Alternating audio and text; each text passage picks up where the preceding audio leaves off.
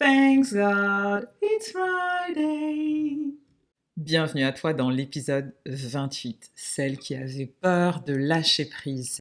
Aujourd'hui, on se retrouve pour un épisode coup de boost. Et peut-être que tu es en train de te demander, non mais attends, moi j'ai déjà entendu pas mal de vidéos, de podcasts sur le lâcher prise, sur cette peur du vide, là, le fait d'être tout le temps en action, etc. Non, aujourd'hui il s'agit d'un épisode un peu différent. Déjà parce qu'il va te mettre un coup de pied aux fesses et qu'il va te pousser à réfléchir. Bon, tu vas me dire, ça c'est comme d'habitude, mais en même temps, j'avais envie de te partager une expérience humaine formidable que j'ai vécue. Donc dans cet épisode, on va voir ce qui se cache derrière le mouvement constant, lorsqu'on cherche constamment à se divertir, à changer de lieu, à changer de métier, à changer de projet, à changer d'amis. Est-ce qu'on a peur d'être face à nous-mêmes? Toutes ces diversions sont peut-être des subterfuges, car en réalité, on ne peut pas se fuir. On ne peut pas s'échapper de soi-même. Bon, ça y est, là j'ai perdu des personnes. En tout cas, dans cet épisode, on va parler de lâcher prise, de la peur du vide et de ce besoin qu'on peut avoir de toujours être en mouvement pour avoir la sensation de maîtriser notre vie. C'est l'avant-dernier épisode de la saison 1. C'est parti, on y va. Pluriel, c'est le podcast des pragmatiques sensibles, qui recherchent un équilibre entre leur rationalité et leur sensibilité, et qui ont envie d'embrasser toutes les facettes de leur personnalité. Ici, tu trouveras des outils pour développer ton intelligence spirituelle et ton leadership conscient. Je suis Edmé Dena, une pragmatique sensible, une âme libre, une accompagnatrice holistique, qui t'aide à faire le lien entre la matière et l'invisible. Alors assieds-toi confortablement et ensemble, on va faire vibrer ton âme.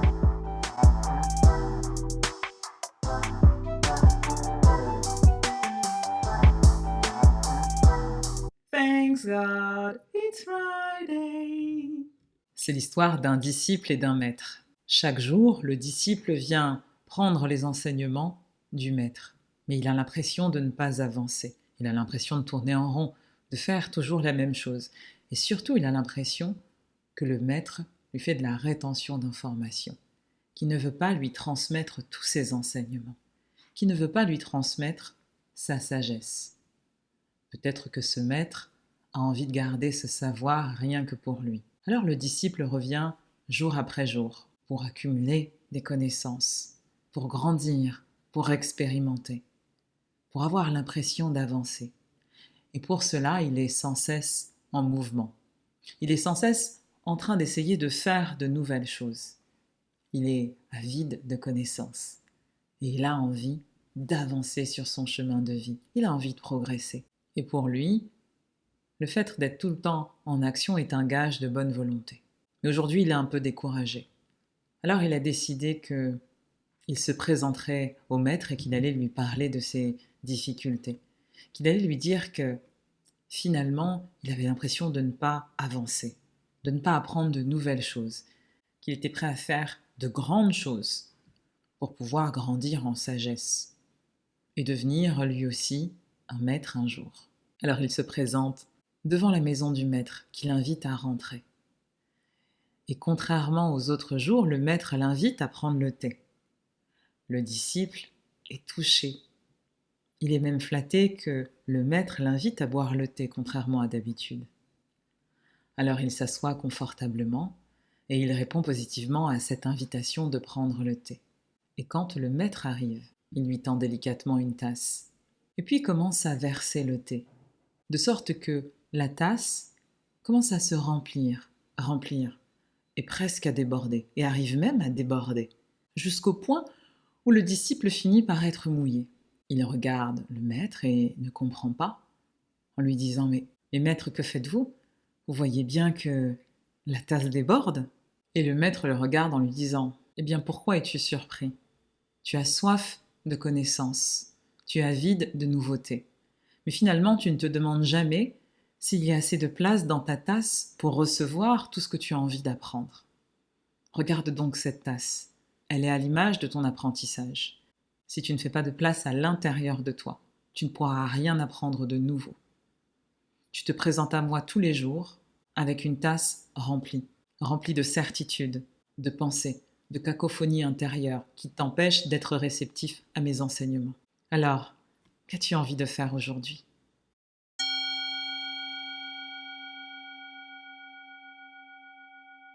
Ce conte est à l'image de nos pensées, de notre comportement dans la vie. Parfois, on est frustré de ne pas apprendre de nouvelles choses, on est frustré de ne pas avancer. On n'est pas heureux des résultats qu'on obtient et pourtant on ne fait absolument pas de place autour de nous, à l'intérieur de nous, pour réceptionner de nouvelles choses, pour accueillir des nouvelles choses dans notre vie. Étant consciente de cela, je me suis dit que j'allais participer à un atelier de philosophie pratique sur le lâcher-prise. Et dans cette expérience, la semaine dernière, j'ai décidé d'embarquer mon chéri. Il était assez partant, donc on arrive dans cet espace rempli de philosophes et de personnes prêtes justement à lâcher prise, à expérimenter ce thème dont nous sommes tellement nombreux à avoir besoin. Et j'ai trouvé que c'était intéressant d'avoir un atelier pratique. Parce que être dans son mental, dans sa tête, et même dans les théories philosophiques, c'est intéressant. Bon, ça fait du bien au cerveau, mais en même temps, des fois, on a besoin d'expérimenter les choses. Et vous savez, ça, c'est une de mes approches. C'est exactement ce que je prône dans toutes mes vidéos, dans mon podcast, dans mon programme âme de leader. L'expérimentation, c'est la vie.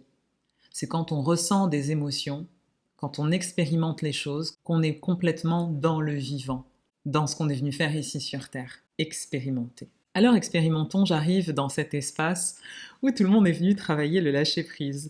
Déjà, j'ai trouvé que c'était intéressant parce que quand on arrive en groupe, on doit tout de suite se séparer et aller à des tables différentes. Donc, je trouve ça assez intéressant parce que ça nous met tout de suite dans le bain. Toutes les personnes, normalement, qui sont dans les tablés ne se connaissent pas et on ne sait absolument pas ce qu'on va faire. On ne connaît que le thème de la conférence et de la soirée.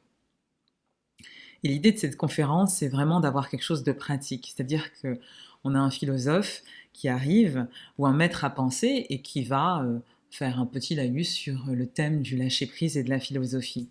Et puis après, on va nous proposer un exercice pratique qu'on va faire en groupe pour justement illustrer les propos et expérimenter le lâcher-prise. C'est donc avec de belles intentions que je me présente à cet atelier pour vivre ce fameux lâcher-prise. Lâcher-prise qui me fait beaucoup de bien, je travaille dessus depuis des années, c'est mieux, mais on n'est pas encore au top au niveau du lâcher-prise.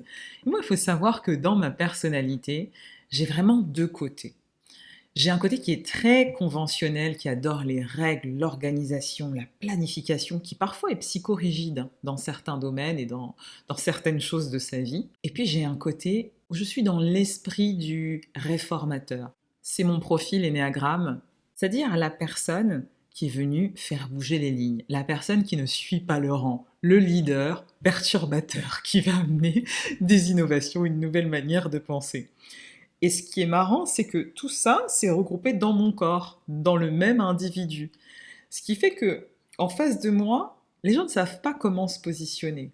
Parce que j'ai un leadership naturel et une attitude parfois très froide, très dirigiste, très on y va, les choses se passent comme ça et c'est pas autrement. Et en même temps, j'ai ce côté, cette capacité à voir le monde autrement, à penser hors du cadre et à sortir des sentiers battus pour suivre mon propre chemin. Et donc je me dirige à cette tablée où il y avait 3 femmes d'un certain âge qui m'ont bien accueillie, qui étaient assez sympathiques. Et puis je vois qu'il y a une femme qui commence à arriver, qui est une sorte de médiateur, qui est une sorte de facilitateur pour l'atelier, et qui commence à dire à une femme qui est à notre table, « Vous n'êtes pas assise dans le bon sens, la personne va commencer la conférence, vous devez vous mettre dans l'autre sens. » Donc je me retourne vers cette femme, même si ce n'était pas à moi qu'elle s'adressait, en lui lançant une boutade, en lui disant « Est-ce qu'on n'est pas venu travailler le lâcher-prise ? Est-ce vraiment important de savoir si la chaise est bien positionnée ?» Et je vois qu'elle ne capte absolument pas ce que je lui dis. Elle commence à se perdre dans des explications où c'est important que tout le monde voit le conférencier, etc. Je me dis « Bon, ok. » Déjà ça aurait dû me mettre la puce à l'oreille. Donc finalement, on a une petite introduction qui nous parle de philosophie, de lâcher-prise, que tout le monde en a besoin, avec des anecdotes assez marrantes et avec le conte que je viens de vous raconter. Et j'ai trouvé ça tellement pertinent, cette question d'espace, cette question de Se dire, ok, on a besoin de faire de l'espace autour de nous pour apprendre de nouvelles connaissances. On a besoin aussi d'abandonner nos certitudes. Et surtout, ce qui est important dans le lâcher-prise, c'est de se rendre compte qu'on tient quelque chose, qu'on a prise. Pour lâcher, il est nécessaire de prendre conscience et de se regarder en train de tenir. À partir du moment où je me vois en train de tenir, j'ai la capacité de lâcher. Et j'ai aussi la capacité de laisser à quelque chose de nouveau d'émerger. Et donc, dans cette notion de lâcher-prise en philosophie, lâcher-prise, c'est pas se livrer au hasard et attendre oisivement et ne rien faire, ou tout abandonner. Voilà, devenir un peu indifférent, perdre tout engagement. Au contraire, le lâcher-prise, c'est prendre acte des choses qui dépendent de nous et de celles qui ne dépendent pas de nous. Si ça ne dépend pas de moi, je ne m'accroche pas. J'arrête de m'accrocher à un résultat alors que les choses ne dépendent pas de moi. En revanche, ce qui dépend de moi, je le fais. Ce lâcher-prise nous invite à se détacher du résultat. L'idée, c'est de se concentrer uniquement sur le chemin sans attendre les fruits, ce qui est complètement contradictoire et à l'opposé de ce qu'on apprend dans une société qui prône la performance et l'action. Quand on parle de lâcher-prise d'un point de vue philosophique, on agit en se détachant du résultat, tout en restant engagé. Et par rayonnement, je vais profiter des fruits de mon travail. Mais si au contraire, je fais ce que la société m'invite à faire maintenant, c'est-à-dire à me concentrer uniquement sur le résultat, je suis crispée. Je ne peux pas lâcher prise, parce que ça me procure de la sécurité, d'avoir ce sentiment de contrôle sur les choses, où je ne suis pas dans l'instant présent. Je passe à côté du plus important, l'expérience que je suis en train de vivre. Ce qui compte, ce n'est pas le résultat, ce n'est pas les fruits de mon travail, c'est ce que je vis et ce que je ressens pendant que je suis en train de le faire. Et tout ce que ça va m'enseigner sur moi-même, sur mon chemin de vie, par rapport aux gens qui m'entourent. Donc l'introduction de cet atelier, on nous met directement l'enjeu. Détachez-vous du résultat. Il ne s'agit pas de ça. Il s'agit du chemin, de ce que vous allez vivre en chemin, de rester authentique à qui vous êtes. Et je trouve ça tellement beau, je me dis waouh, je suis hyper contente d'être venue à cet atelier de philosophie pratique et surtout de voir des gens complètement différents. Moi, je dis toujours que quand je vais dans ce type d'atelier, ce qui est intéressant déjà, c'est que je ne rencontre pas des gens que je vois dans la rue à Marseille. C'est toujours des gens que j'aurais jamais rencontrés. Et je trouve ça hyper jouissif d'être face à des gens qui pensent pas comme moi. Et pour tout vous avouer, dans ma vie privée, c'est vrai qu'il y a un moment dans le développement de ma spiritualité et de toute mon évolution de conscience, être avec des gens qui pensaient pas comme moi, il y a un moment, ça m'a gonflé. Je me suis dit, bon, j'en ai marre de tout le temps me mettre au niveau de certaines personnes dans des conversations et en fait, ça me fatigue énergétiquement d'aller expliquer ce que je veux dire et que les autres ne comprennent pas à côté. Et quand la communication n'est pas fluide, il y a des moments, ça me fatiguait.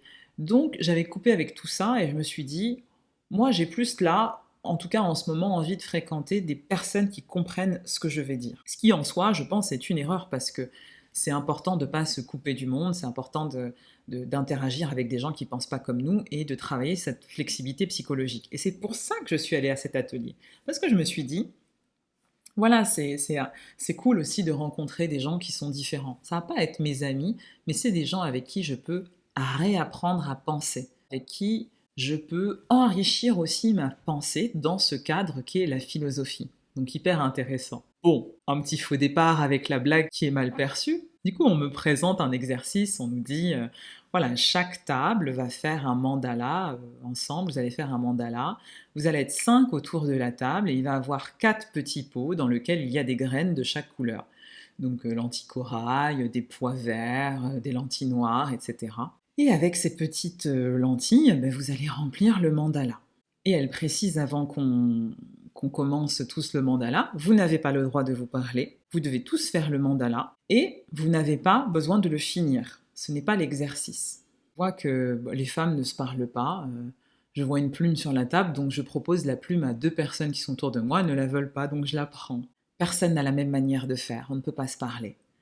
Alors toutes les femmes commencent à prendre des couleurs minutieusement et puis à remplir le mandala qui était sur la table, il y avait un dessin en fait de mandala sur la table qu'on devait remplir, qu'on nous invitait à remplir, mais personne n'a dit qu'on devait faire exactement ça.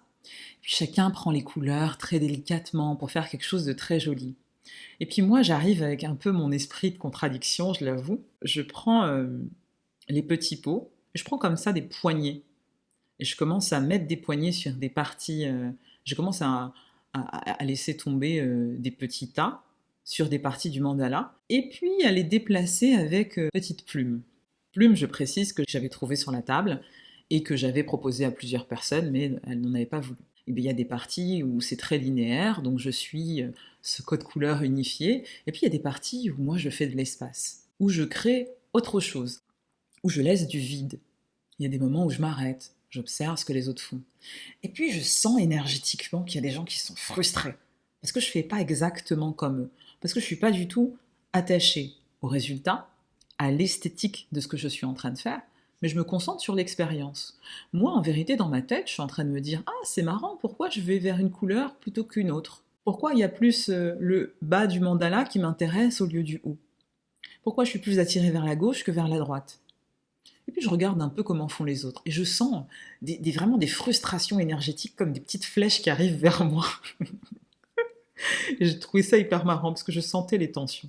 Je sentais que ça les dérangeait que je ne fasse pas exactement comme elles et que je ne respecte pas une esthétique et leur version de l'harmonie. On finit en silence. Il arrive le moment où quelqu'un doit être le rapporteur. Les femmes autour de la table ne veulent pas être le rapporteur. Bon, moi, je ne dis rien, je laisse 5 minutes passer. Et puis il y a quelqu'un qui me regarde et qui me dit « Mais toi, t'as confiance en toi, vas-y, fais le rapporteur ». Le rapporteur devait se lever et parler devant tout le monde, devant toute la salle, pour dire comment les autres avaient vécu l'expérience. Alors je prends cette petite feuille de papier, j'accepte ce rôle de rapporteur, et je commence à questionner les femmes qui sont autour de moi. Et ce qui est intéressant, c'est que dans ce genre d'atelier pratique, vous allez plutôt trouver le même type de personnes. C'est-à-dire des personnes qui viennent d'un milieu soit aisés, soit plutôt bourgeois, qui se disent plutôt gauchistes et plutôt ouvertes et qui vont à l'encontre de ce que propose le gouvernement. Typiquement, ce ne sont pas des gens qui vont se faire vacciner, ce sont des gens qui sont pour l'égalité sociale, Vous voyez le profil, je pense que j'ai pas besoin de plus d'écrire que ça. Et c'est important dans mon histoire, c'est pour ça que je le précise. Et donc, je sens une certaine gêne de ces femmes à dire ce qu'elles pensent réellement. Et puis elles commencent à me dire, avec leurs mots, qu'elles étaient assez gênées, que je ne suive pas exactement l'harmonie et l'esthétique, qu'elles faisaient tout bien et qu'elles voyaient que moi, je faisais des tas là où elles étaient très précises. Et puis il y a une femme qui me dit « Je comprends pas pourquoi tu as pris la plume. » Je dis « Bah, tu sais, la plume, elle était sur la table, je l'ai proposée à 2 personnes, personne l'a voulu, donc je la prenais, je la déposais. » Elle dit « Mais moi, je me suis pas autorisée à prendre la plume. » Et je lui dis « Bah, c'est peut-être ça la question. Ce qui te dérange, c'est pas que je fasse comme toi, ou que je sois différente. C'est une question d'autorisation. Est-ce qu'on se donne la liberté d'agir comme on veut ? Est-ce qu'on se donne la liberté d'agir autrement ? Aujourd'hui, on est dans un atelier de lâcher-prise. Et alors tout de suite, il y a des personnes qui me disent « Oui, mais le lâcher-prise, c'est aussi respecter le travail de groupe. On devait faire ça en groupe. Pour respecter l'harmonie du groupe, on doit faire tous comme tout le monde. » Je lui dis « Ah oui, et qui a dit ça ? Finalement, on a fait cet exercice en groupe. Personne ne nous a dit qu'on devait faire la même chose. Personne ne nous a dit qu'on devait avoir la même vision des choses. » Et donc quelqu'un me dit, et c'est marrant parce que c'était la personne qui était modérateur, la personne me dit « Oui, mais là, tu as créé de la désharmonie. Et nous, on voulait de l'harmonie. » Et je la regarde comme ça et je lui dis « Mais la vie, c'est à la fois l'harmonie et la désharmonie. Des fois, tout est linéaire, et des fois, il y a des perturbations.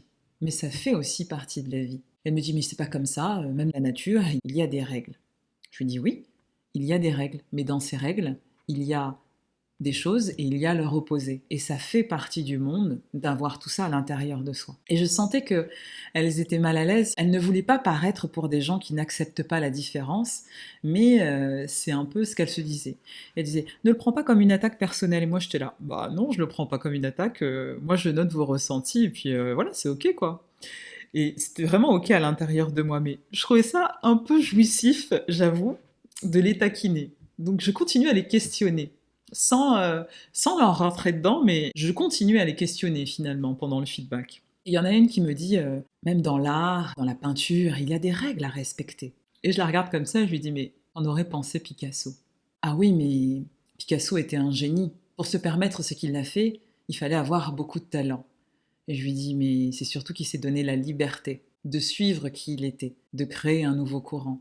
Et c'est ça qui a fait qu'il était un génie. Il a su sortir de la règle pour pouvoir exprimer son unicité.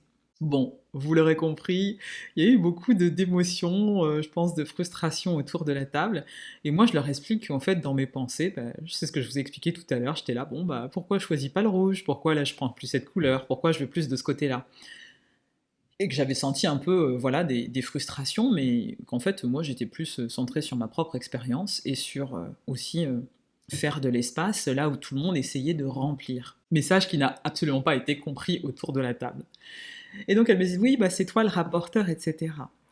Et je sens, si vous voulez, en quittant la table, qu'il y avait beaucoup de jugement. Parce que moi, je suis arrivée avec mon jean, avec mes baskets, avec mes tatouages, bon, qui n'étaient pas forcément tous apparents, mais pour ceux qui ne savent pas, là, et qui écoutent mon podcast, je suis quand même quelqu'un d'assez tatoué sur une grande partie du corps. J'arrive, je suis une femme noire, je viens en mode vraiment laid back, détendu, quoi, tu vois, venez comme vous êtes. Je sens une sorte de jugement. Les gens supposent que je ne fais rien. Alors qu'est-ce qu'on m'a dit? Tu viens en fait pour déranger, juste pour prouver que tu existes. Bon, je prends cette remarque, je me dis bon, ok. Et je pars, et donc je suis une des dernières à passer, à faire ce débrief devant tout le monde. Pour bien vous figurer la scène, moi j'étais dans les premières tables.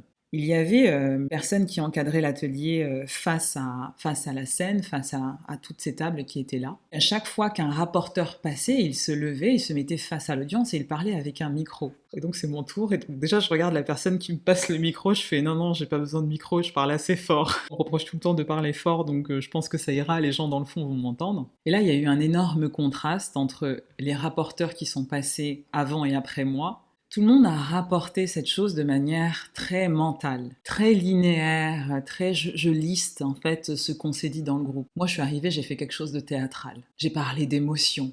Voilà, j'ai parlé avec entrain, avec engagement. Et finalement, tout le monde a commencé à me regarder dans la salle, à m'écouter. Tout le monde a commencé à se dire mais c'est qui cette femme qui prend la parole? C'est qui cette femme qui captive l'audience? Et je me rassois.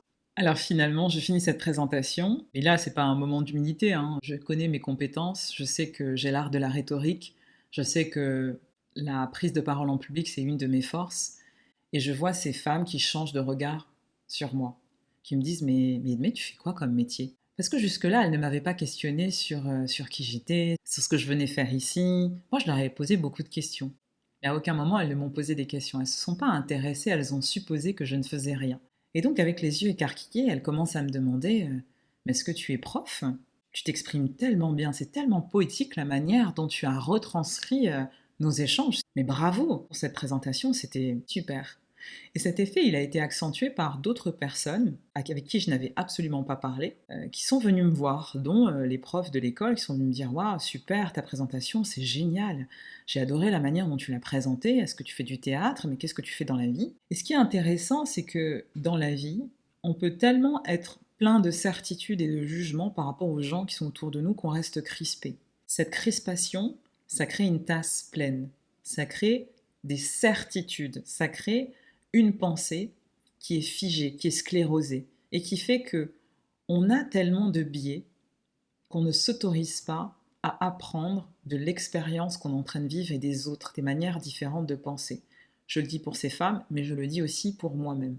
Donc ce que cette expérience m'a appris, c'est déjà que je pouvais m'amuser en lâchant complètement prise et en ne faisant pas attention aux résultats, en acceptant de déplaire, de déranger. C'est exactement ce que j'ai fait dans cet atelier. Et j'ai trouvé aussi que c'était marrant de voir à quel point, dans ma personnalité, j'avais deux feux qui étaient complètement opposés, celui de la structure et celui du désordre. Et à quel point je pouvais jouer avec les deux.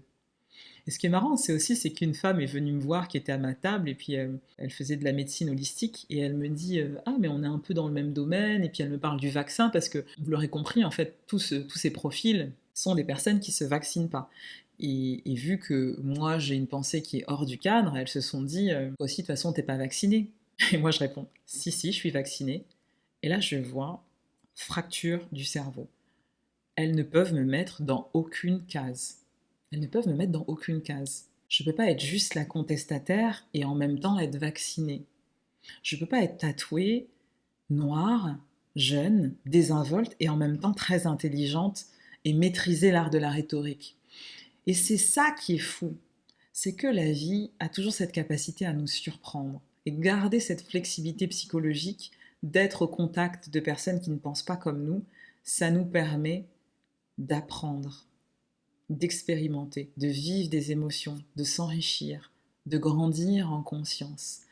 Et après cette expérience, j'ai décidé de recommencer, d'être encore plus au contact de personnes qui sont différentes de moi aussi m'ouvrir à ce que ça pouvait m'apporter d'avoir des gens qui sont différents et de me dire, ok, au lieu de me concentrer sur la différence, sur les crispations, sur les frustrations que ça peut générer d'avoir des gens qui ne sont pas comme moi, est-ce que moi, Edmé, je suis capable d'accepter la différence de l'autre et de me dire qu'est-ce que ça crée comme opportunité chez moi?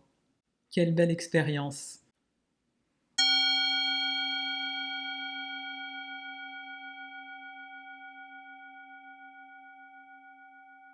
Si vous avez envie de lâcher prise et de travailler sur ce thème, ce qui est important, c'est de prendre conscience que le surcontrôle, c'est une zone d'impuissance. J'en ai déjà parlé. Quand je cherche à tout maîtriser, c'est pas que je suis performant, c'est pas que je suis puissant, c'est que je suis dans ma zone d'impuissance.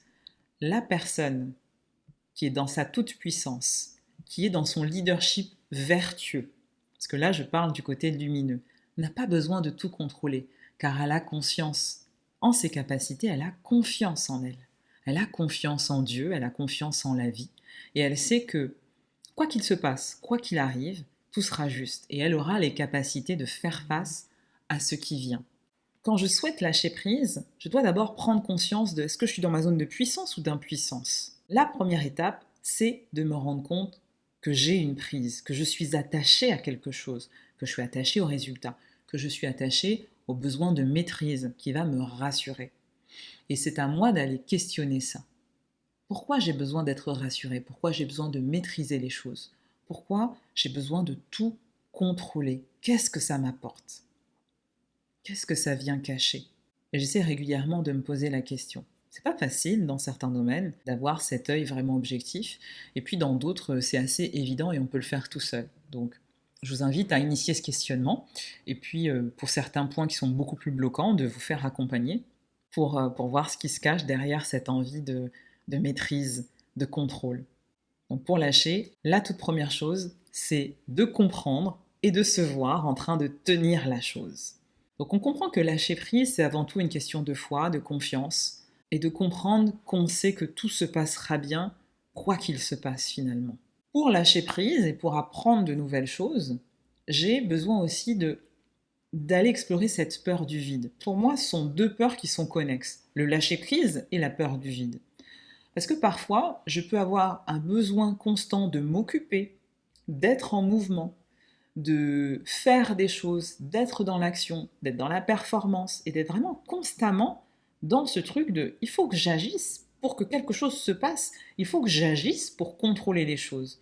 Parce qu'il y a une partie de moi qui n'est pas rassurée. Si je ne fais rien, je ne contrôle pas ce qui arrive. Si je ne fais rien, je peux être face à moi-même. Je peux être face à mes angoisses. Donc qu'est-ce que je fais? Je vais avoir l'impression d'être heureux si j'accumule les choses, si j'accumule les connaissances, si j'accumule les formations, si j'accumule les biens, si j'accumule l'argent. Et donc, en retour à la case départ, c'est important d'aller questionner tout ça.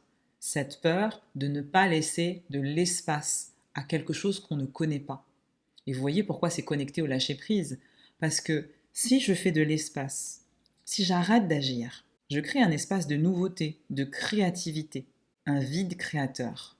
Et dans ce vide créateur, quelque chose peut se glisser. Et je ne sais pas ce qui va se glisser. Ça peut être quelque chose de l'ordre d'une expérience agréable et parfois désagréable. Et comme inconsciemment je peux avoir peur de cette expérience désagréable, je ne vais pas laisser de place au vide. Donc je vais combler mon emploi du temps. Je vais agir au lieu d'attendre. Alors que parfois, j'ai besoin d'être en réception pour être créatif, pour prendre de la hauteur, pour prendre de bonnes décisions, pour me rendre compte de certaines choses. Comment ça résonne pour vous? J'avais envie de vous apporter ça dans cet espace. J'ai pas de réponse toute faite à vous donner sur le lâcher-prise. J'avais envie de vous partager mon expérience là sur cette dernière semaine parce que je pense que c'est que par l'expérience qu'on peut justement avancer sur ce thème du lâcher-prise.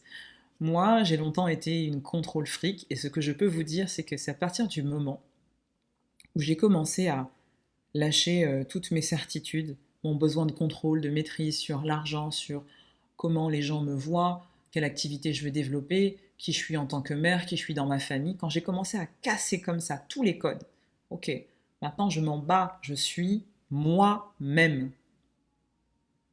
J'ai dit ça parce que c'est ce que je me suis dit dans la tête, je lâche tout, je m'en bats. Et c'est important des fois, rien que d'utiliser cette expression, c'est une illustration du lâcher-prise. Que vous le preniez mal ou pas, ce n'est pas mon problème. C'est mon podcast. Vous voyez ce que je veux dire? C'est ça aussi le lâcher-prise. C'est se détacher de ce que vous allez comprendre, de ce que vous allez pouvoir juger, du résultat que ça va avoir. Moi, je suis là pour déposer ici des informations dans un espace.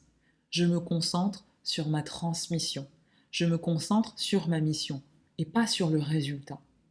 Le résultat ne dépend pas de moi finalement. Ma responsabilité, c'est ma vibration, la vibration de mon message. Comment vous allez le percevoir et comment vous allez le recevoir, ce n'est pas mon affaire.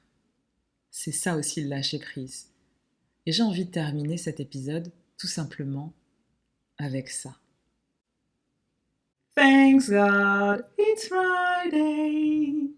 À partir de la semaine prochaine, après le dernier épisode de la saison 1, je vais beaucoup moins être présente sur le podcast. Je vais prendre une pause de 2 mois pour continuer à déployer ma vision et à transmettre d'une autre manière. Donc je serai beaucoup plus présente pour la communauté âme de leader, dans les cercles d'élévation, mais aussi par d'autres biais, par des vidéos, par plein d'autres choses à venir. Si tu as envie de rejoindre les cercles d'élévation, qui sont des cercles que je vais ouvrir en ligne à partir du 27 novembre, tu es le bienvenu. Profite de l'offre anniversaire du podcast, une offre à moins 50%, si tu as envie de rejoindre les cercles d'élévation réservés à la communauté âme de leader. Avec cette adhésion, tu auras accès non seulement au programme en ligne, à toutes les updates mensuelles, mais aussi au cercle d'élévation, où tu vas pouvoir échanger avec moi sur un thème particulier et vivre des expériences hypnotiques et énergétiques. Donc si le cœur t'en dit, clique sur le lien que tu trouveras en bas du podcast et rejoins la communauté âme de leader. J'espère que cet épisode vous a plu. Likez, partagez, envoyez-le à quelqu'un qui a envie de travailler sur ce thème du lâcher-prise. On se retrouve la semaine prochaine pour le dernier épisode de la saison. Avec paix, joie et amour, prenez soin de vous.